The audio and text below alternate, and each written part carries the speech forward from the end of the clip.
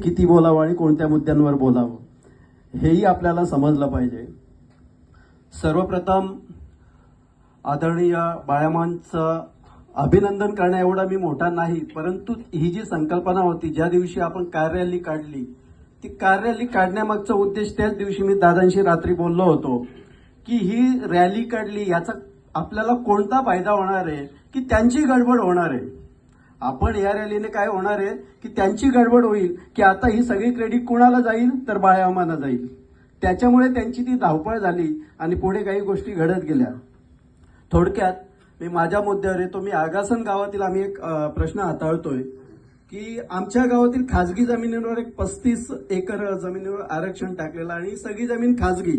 यामध्ये आम्हाला सर्व निलेश दादा असतील, रोशन जे असतील, आपले अनेक सगळ्या सामाजिक संघटनांनी खूप प्रयत्न केले, परंतु आमच्या दिवा विभागामध्ये वन मॅन आर्मी सारखा प्रकार चालू होता आणि तिथे आम्हाला वाली कोणीच नाही असा प्रकार सगळीकडे दिसायचा.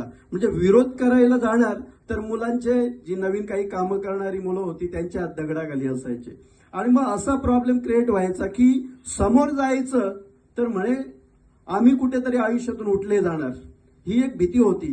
परंतु माझ्या आगासन गावातल्या सगळ्या लोकांनी एवढी साथ दिली की त्या गोष्टी बाजूला सोडल्या.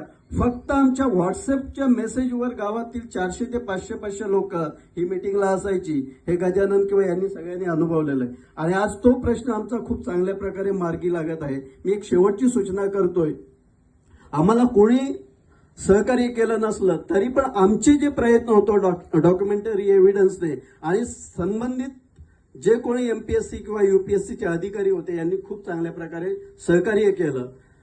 फक्त एक सूचना की एखादी आपली एक हायर ऑथॉरिटी तयार व्हायला पाहिजे, एक संघटना अशी तयार व्हायला पाहिजे आणि मग तिच्या या ब्रँचेस छोट्या छोट्या असतील, गावांच्या किंवा परिसराच्या संघटना असतील, एक मुख्य संघटना असेल आणि त्याच्या अंडर बाकीच्या संघटना काम केलं तर आपल्याला खूप फायदा होईल. याचं कारण सांगतो की कुठल्या समितीचा अर्ज वरच्या लेवलला जातो याला खूप महत्व असतं. मराठा एकीकरण समिती हे नाव दिसलं तरी खूप फरक पडतो ना, पण छोट्या संघटनांच्या नावाने काही फरक पडत नाही. तर आपली अशी एक संघटना व्हायला पाहिजे की जिचा दबाव पडला पाहिजे आणि मग त्याच्या अंडर छोट्या संघटना लोअर लेवलला काम करतील. धन्यवाद.